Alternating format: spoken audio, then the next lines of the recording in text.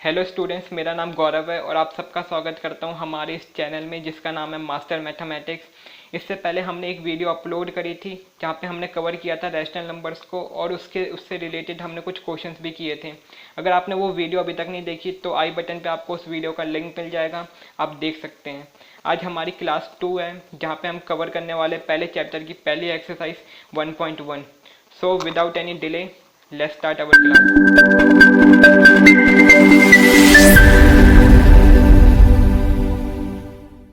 Let's start our first question जहाँ पे पूछा जा रहा है if zero are rational number can you write in the form p by q where p and q are integer and q not equal to zero. यहाँ पे आपसे एक ही क्वेश्चन में दो अलग अलग क्वेश्चन पूछा जा रहा है कि पहले कि जीरो आपका एक रैशनल नंबर है कि नहीं है, अगर है तो क्या आप उसे p बाई क्यू के फॉर्म में लिख सकते हैं। ठीक है, तो आपको मैं बता दूं कि जीरो एक रैशनल नंबर है, तो इसका आंसर है कि yes,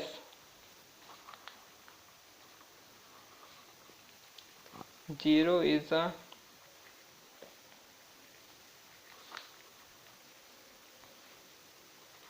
rational number. Yes, zero is a rational number. Zero क्या आपका रैशनल नंबर है। क्यों? क्योंकि इसे हम पी बाई क्यू के फॉर्म में लिख सकते हैं और वही आपसे पूछा जा रहा है कि आप कैसे लिख सकते हैं इसे पी बाई क्यू के फॉर्म में, कैसे लिखेंगे। तो मैंने क्या बताया था कि आपका जो पी और क्यू में आपका पी क्या होता है, आपका न्यूमरेटर होता है और आपका क्यू क्या होता है, डिनोमिनेटर होता है, राइट। न्यूमरेटर में जो है आपका ऑलरेडी एक नंबर है जो आपको बोला रखा है, जीरो आपको दे रखा है। आपका क्यू क्या है, आपका कोई भी नंबर हो सकता है, चाहे वो पॉजिटिव हो नेगेटिव हो, एक्सेप्ट आपका क्यू क्या है, वो आपका जीरो नहीं हो सकता। आपको रैशनल नंबर में ये बताया था कि एक कंडीशन होती है जहाँ पे आपका डिनोमिनेटर जीरो नहीं हो सकता, उसके अलावा आपका पॉजिटिव नेगेटिव कोई भी नंबर हो सकते हैं। ठीक है, except q not equal to zero, ये होना ही चाहिए, ये कंडीशन है। तो जहाँ पे मैंने बोला कि जीरो आपका एक रैशनल नंबर है तो क्यू को चेंज करना है, पी आपका कांस्टेंट है, क्या है, जीरो है, राइट। आप क्यू में कोई भी नंबर रख लीजिए सिर्फ जीरो को छोड़ के, तो यानी क्यू अपॉन वन, यानी ये लिख लिया मैंने पी बाई क्यू के फॉर्म में। पी आपका जीरो है और क्यू आपका, पी आपका जीरो है और क्यू आपका वन है, राइट। और भी नंबर लिख सकता हूँ, जीरो अपॉन टेन, कितने भी नंबर लिख लीजिए, zero upon twenty, zero upon seventeen, even आप माइनस में भी लिख सकते हैं, zero upon seven, minus zero upon eight, minus zero upon 11। तो ये आपके एग्जांपल्स हो गए जहाँ पे हमने पी बाई क्यू के फॉर्म में जीरो को रिप्रेजेंट कर दिया। ठीक है, तो ये आपका पहला सॉल्यूशन हो गया। अब स्टार्ट करते हैं अपना सेकंड क्वेश्चन जहाँ पे आपसे पूछा गया है कि 6 यानी 6 रैशनल नंबर आपको फाइंड आउट करने हैं 3 एंड 4 के बीच में।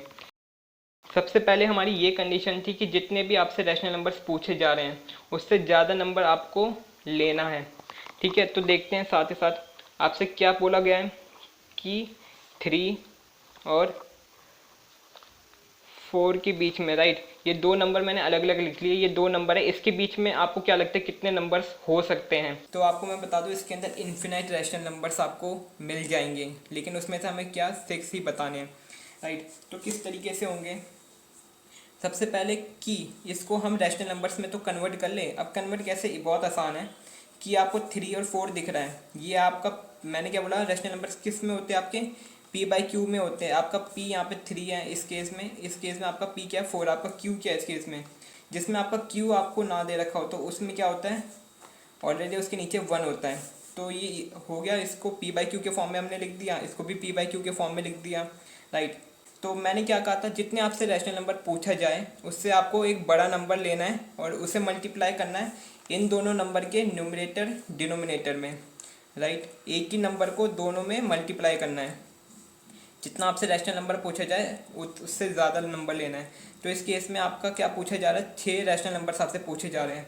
तो आप चाहे तो 7 भी ले सकते हैं, आप चाहे 8 भी ले सकते हैं, 9 भी ले सकते हैं, लेकिन मैंने बताया था सिंपल कैलकुलेशन के लिए आप जीरोस वाले नंबर ले। जीरोस वाले नंबर में मतलब आप 10 ले सकते हैं, आप 20 ले सकते हैं, आप 100 ले सकते हैं, ठीक है, जिसमें जीरो आ रहे हो, क्योंकि इसमें मल्टीप्लिकेशन में वो चीज़ आसान हो जाती है। तो मैं इस केस में 10 ले रहा हूँ क्योंकि ये 5 से बड़ा है, ठीक है।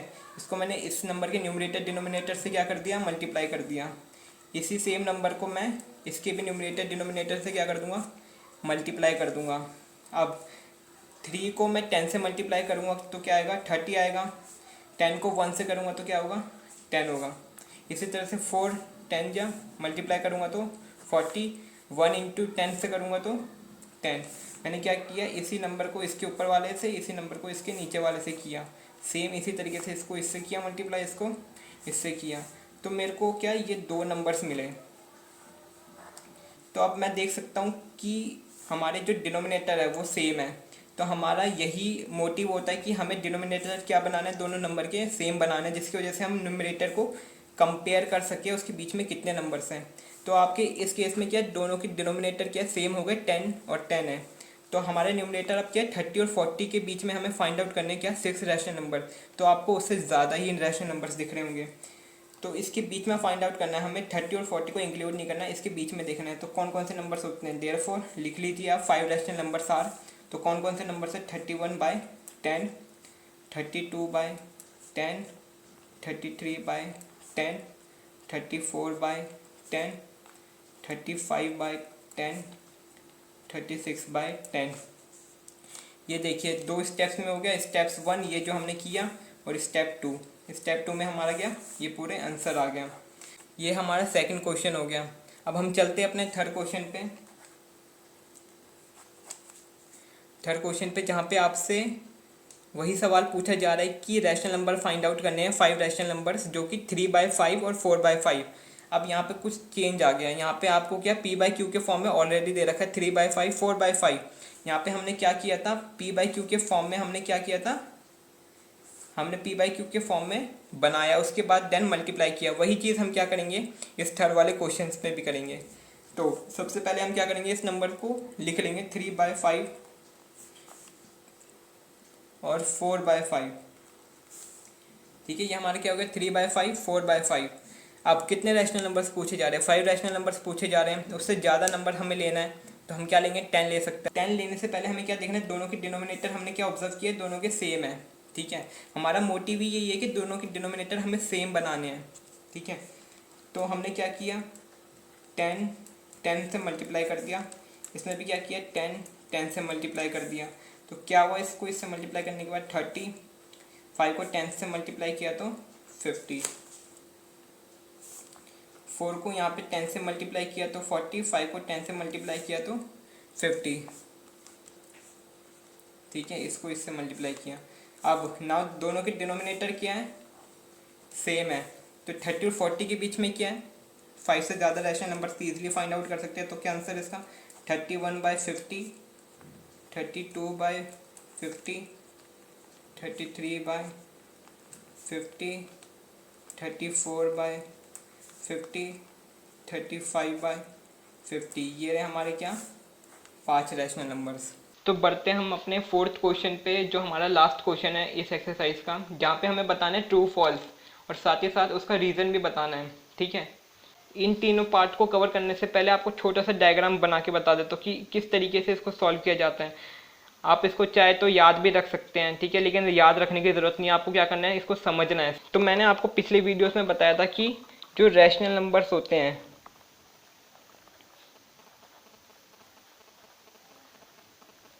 उसे हम p/q के फॉर्म में लिख सकते हैं, यानी ये p/q के फॉर्म में होता है।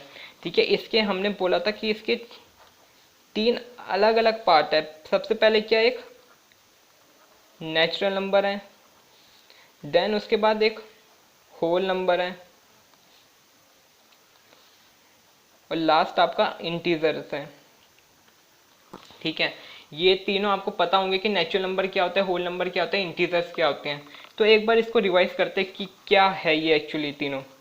तो नेचुरल नंबर क्या होते हैं आपके, 1 2 3 4 और गोज ऑन इन्फिनाइट तक जाते हैं, यानी आपके 1 2 3 4 1 से स्टार्ट होते हैं। ये नेचुरल नंबर जो 1 से स्टार्ट होते हैं और इन्फिनाइट तक जाते हैं। होल नंबर आपके जो है वो 0 से स्टार्ट होते हैं, फिर 1 फिर 2 फिर आपका 3 फिर 4 फिर ऐसे चलते चलते इन्फिनाइट तक जाते हैं। और जो आपके इंटीजर्स है वो आपके 0 1 2 3 और ऐसे जाते जाते इन्फिनाइट तक आपके जाते हैं। लेकिन इसमें क्या एक केस है, इसमें आपका नेगेटिव भी होता है, -1 -2 ऐसे करके -3 और गोज ऑन इन्फिनाइट, यानी इसमें भी इन्फिनाइट नंबर्स होते हैं। तो हम यहाँ देख सकते हैं कि जो रैशनल नंबर है इसके अंदर ये 3 नंबर्स है जो कि natural number, whole number, integers हैं। इसका मतलब कि जो हमारा रैशनल नंबर है, यानी ये जो हमारा रैशनल नंबर है ये हमारा क्या है, पेरेंट है, और ये तीनों क्या है, इसके चाइल्ड है। ये तीनों क्या है, इसके चाइल्ड है, ये तीनों इसके क्या है, चाइल्ड है। तो यानी इन तीनों से सबसे ज़्यादा बड़ा कौन है, रैशनल नंबर्स है। लेकिन पहले इन तीनों को कंपेयर करते हैं आपस में कि नेचुरल नंबर्स के अंदर जो नंबर्स देख रहे हैं हम कि 1 से स्टार्ट हो रहे हैं एंड गोज ऑन इन्फिनाइट, ठीक है। होल नंबर के अंदर एक एक्स्ट्रा नंबर है जो 0, तो इन दोनों में से बड़ा कौन है। ऑब्वियसली बात है होल नंबर बड़ा, क्यों, क्योंकि इसके अंदर एक एक्स्ट्रा नंबर है जो 0, जो इसको बड़ा बनाता है। तो एक डायग्राम आपको बना रहा हूँ मैं कि अगर मैं इस सर्कल को मान लो कि ये एक नेचुरल नंबर है, ठीक है, नेचुरल नंबर है जिसके अंदर ये सारे नंबर्स हैं 1 2 3 4 5 इन्फिनाइट नंबर्स हैं, ठीक है। और मैं बोलूँ कि होल नंबर क्या नेचुरल नंबर से क्या है, बड़ा है, ठीक है। क्यों, क्योंकि इसके अंदर क्या, नेचुरल नंबर के सारे नंबर्स तो हैं 1 2 3, लेकिन एक एक्स्ट्रा नंबर है 0 जिसकी वजह से ये क्या है, इससे बड़ा है। तो मैं इसको इससे बड़ा सर्कल बना सकता हूँ, ठीक है। जो ये क्या हो गया, हमारा होल नंबर हो गया। तो आप इस तरीके से समझ सकते हैं कि नेचुरल नंबर का एक बैग है मेरे पास, ठीक है, जिसके अंदर वो सारे बैग के अंदर सारे नेचुरल नंबर्स पड़े हुए हैं मेरे पास, और एक तरफ होल नंबर का बैग है जो कि ऑब्वियसली बात है कि नेचुरल नंबर से बड़ा होगा। तो मैं नेचुरल नंबर के बैग को होल नंबर के बैग में ईजिली डाल सकता हूँ। तो ये मेरे पास इतना बड़ा क्या है, होल नंबर का बैग है, और ये छोटा सा बैग नेचुरल नंबर्स का जो कि मैंने होल नंबर्स के अंदर डाल रखा है। अब कंपेयर करते हैं इंटीजर होल नंबर में से कौन बड़ा है। इंटीजर बड़ा है, क्यों, क्योंकि इसके अंदर पॉजिटिव नंबर्स तो है जो होल नंबर के अंदर है, लेकिन इसमें एक्स्ट्रा नंबर्स भी है जो किसके नंबर से, नेगेटिव नंबर्स हैं, ठीक है। नेगेटिव नंबर्स को हमेशा हाइफन से शो करते हैं। तो इंटीजर क्या बड़ा बैग है, किससे, होल नंबर से। तो मैं बोल सकता हूँ इसको बड़ा सर्कल बना दिया मैंने, ठीक है। ये हमारा क्या हुआ, इंटीजर्स हुए, ये हमारा क्या हुआ, इंटीजर्स हुआ। अब हमारे लास्ट केस क्या बचता है, रैशनल नंबर। मैंने बोला था ये तीनों क्या है, इसका पेरेंट है, ठीक है, ये पेरेंट है और ये तीनों इसके बच्चे हैं। तो ऑब्वियसली बात है रैशनल नंबर क्या होगा, इन सबसे बड़ा बैग होगा इसके पास, ठीक है। तो मैं कह सकता हूँ कि ये सबसे बड़ा है जिसके अंदर ये तीनों नंबर ईजिली आ सकते हैं, यानी इन तीनों नंबर के बैग ईजिली आ सकते हैं रैशनल नंबर्स के अंदर, राइट।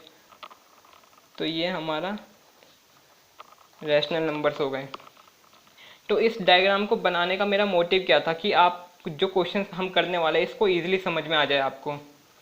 तो साथ ही साथ इसको समझते चले जाते हैं कि इसका मतलब क्या था डायग्राम का और क्वेश्चन से कैसे रिलेट कर सकते हैं हम। तो सबसे पहला क्वेश्चन है जो आपसे पूछा जा रहा है वो क्या है कि every natural number is a whole number. Answer क्या है, फोर्थ है। इसका फर्स्ट पार्ट हम कर रहे हैं कि एवरी नेचुरल नंबर, हर एक नेचुरल नंबर। आप पहले ये देख लीजिए कि किसको किसके साथ कंपेयर करना है। हमें क्या करना है, नेचुरल नंबर को कंपेयर करना है किसके साथ, होल नंबर के साथ। दोनों तरीके से बताऊंगा, डायग्राम के थ्रू भी और थ्योरेटिकली भी समझाऊंगा। कि नेचुरल नंबर के अंदर पहले आप सोच लीजिए नेचुरल नंबर क्या है, नेचुरल नंबर क्या है, नेचुरल नंबर क्या है, नेचुरल नंबर क्या। अब ये सोचिए क्या है ये, जो 1 से स्टार्ट होते हैं, जो 1 से स्टार्ट होते हैं एंड गोज ऑन इन्फिनाइट। यानी मेरे पास क्या है, मेरे पास नेचुरल नंबर का एक बैग है। आप ये ऐसे सोच लीजिए मेरे पास नेचुरल नंबर का एक बैग है, ठीक है। और दूसरी केस में क्या, मेरे पास एक होल नंबर का बैग है जो कि ऑब्वियसली बात है नेचुरल नंबर से बड़ा है। क्यों, क्योंकि इसके अंदर एक 0 आ जाता है जो एक एक्स्ट्रा नंबर है नेचुरल नंबर से। तो मेरे पास होल नंबर का बैग बड़ा है नेचुरल नंबर के कंपेयर में। तो मेरे को कंपेरिजन किससे करना है, नेचुरल नंबर के होल नंबर से। तो इसने बोला कि हर एक होल नंबर, सॉरी हर एक नेचुरल नंबर आपका होल नंबर हो सकता है। यानी मेरा एक छोटा बैग क्या बड़े बैग के अंदर आ सकता है। अगर आप ऐसे सोचोगे कि मेरा एक छोटा बैग बड़े बैग के अंदर आ सकता है तो इजीली आ सकता है। अगर आ सकता है तो वो ट्रू है, अगर नहीं आ सकता तो वो फॉल्स है। ये सबसे आसान तरीका बता रहा हूँ आपको ये क्वेश्चन करने का, ठीक है। कि मैंने ये बोला कि आपका एक नेचुरल नंबर है, ठीक है, कि आपका होल नंबर हो सकता है, क्या आपका नेचुरल नंबर होल नंबर हो सकता है। सोचिए, बार बार बोलिए तो आपको समझ आएगा कि मैं क्या कहना चाह रहा हूँ कि आपके सारे नेचुरल नंबर के अंदर जितने नंबर आ सकते हैं क्या आपके वो होल नंबर हो सकते हैं? तो अगर मैं यहाँ से देखे जाए तो 1 आपका क्या है, नेचुरल नंबर है, वो होल नंबर भी यस है क्योंकि होल नंबर के अंदर भी क्या आ रहा है, 1 आ रहा है। 2 आपका नेचुरल नंबर है, यस है, क्यों? क्योंकि आपका वो होल नंबर 2 आ रहा है, ठीक है। तो उसी तरीके से मैंने बोला नेचुरल नंबर का आपके पास बैग पड़ा हुआ है कि आपका होल नंबर के अंदर आ सकता है, वो बैग आ सकता है, ठीक है।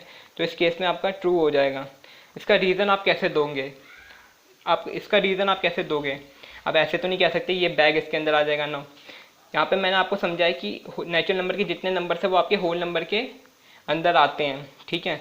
तो आप ऐसे लिख सकते हैं कि collection of a whole numbers contains all the natural numbers, ठीक है। तो फर्स्ट का आंसर ये था। इसी तरीके से आप सेकंड का भी आप मेरे को बताइए सेकंड का आंसर क्या हो सकता है, जो कि है every integer is a whole number. क्या इंटीजर आपका होल नंबर है?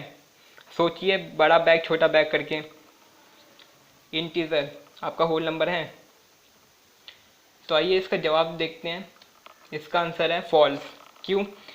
अब देखिए, अब हमें क्या करना है, इंटीजर किससे कंपेयर कर रहा है, किसके साथ कंपेयर कर रहा है? होल नंबर के साथ कंपेयर कर रहा है। यानी इंटीजर के बैग को हमें होल नंबर के अंदर डाल के देखना है क्या वो आ सकता है। इंटीजर को अगर सोचे कि इंटीजर के अंदर कितने नंबर्स आ सकते हैं, पॉजिटिव, नेगेटिव, इवन आपका जीरो भी आ सकता है, यानी इसके पास बहुत बड़ा बैग है, ठीक है। और होल नंबर का बैग देखते हैं, इसके अंदर तो सिर्फ पॉजिटिव नंबर्स आ सकते हैं, 0, 1, 2। इसके कंपैरिजन में, मतलब इंटीजर के कंपैरिजन में हमारा छोटा बैग है, तो यानी हम बड़े बैग को छोटे बैग के अंदर घुसाने की कोशिश कर रहे हैं, जो कि नहीं हो सकता। तो इसलिए नहीं हो सकता, तो मतलब क्या, इसका आंसर क्या है, फॉल्स है। लेकिन लॉजिकल रीज़न के, अगर लॉजिकल रीज़न बताएं तो ऑब्वियस सी बात है कि इंटीजर के अंदर क्या एक्स्ट्रा नंबर्स है कंपेयर टू होल नंबर्स के कंपैरिजन में, और वो एक्स्ट्रा नंबर्स कौन से हैं, नेगेटिव नंबर्स हैं। तो आप इसको एग्जांपल के साथ समझा सकते हैं कि -2, -5, आप -2 नहीं लेना चाहते, आप -5 ले लीजिए कि -5 is an integer but not a whole number, that's it. आप इतना लिख दीजिए और ये आंसर आपका सही है, ठीक है। अब -7 लिख लीजिए, कुछ भी लिख लीजिए माइनस वाले, क्योंकि माइनस आपका होल नंबर तो हो ही नहीं सकता, क्योंकि होल नंबर के अंदर 0, 1, 2, 3, 4 आते हैं, इंटीजर्स के अंदर भी 0, 1, 2, 3 हो सकते हैं। लेकिन फॉल्स होने के लिए कि आपके नेगेटिव नंबर्स आपके होल नंबर्स नहीं हो सकते हैं, इसलिए ये क्या फॉल्स है। इसी तरीके से थर्ड वाला आप बहुत ईजिली बता पाएंगे कि every rational numbers is a whole number. क्या हर एक रैशनल नंबर आपका होल नंबर होता है? और ज़्यादातर लोगों ने सही जवाब दिया होगा। इसका आंसर क्या है, फॉल्स है, राइट। हमने क्या किया, रैशनल नंबर को किसके साथ कंपेयर करना है, रैशनल नंबर के बैग को किसके साथ कंपेयर करना है, किसके साथ कंपेयर करना है, होल नंबर के साथ, ठीक है। तो रैशनल नंबर का बैग देखते हैं, इसके अंदर क्या है कि आप सोच रहे होंगे कि मैंने क्या बताया था कि रैशनल नंबर पेरेंट है, यानी ये इन तीनों नंबर इसके अंदर आते हैं, यानी ये रैशनल नंबर का आप देख सकते हैं सबसे बड़ा बैग है, यानी ये तीनों को घुसा सकता है, natural number, whole number, integer के बैग, रैशनल नंबर के बैग में आ सकता है, यानी ये सबसे बड़ा नंबर है, लार्जर बैग है इसके पास, है ना। और होल नंबर कैसे पॉजिटिव नंबर्स आते हैं, यानी इसके पास बहुत ही स्मॉलर बैग है।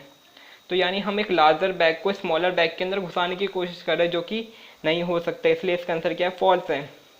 लेकिन लॉजिकल रीज़न दे तो क्या है इसका आंसर, एग्जाम्पल के साथ, जैसे मैंने आपको यहाँ पे एग्जाम्पल के साथ एक्सप्लेन किया था, वैसे एग्जाम्पल के साथ एक्सप्लेन कर लीजिए।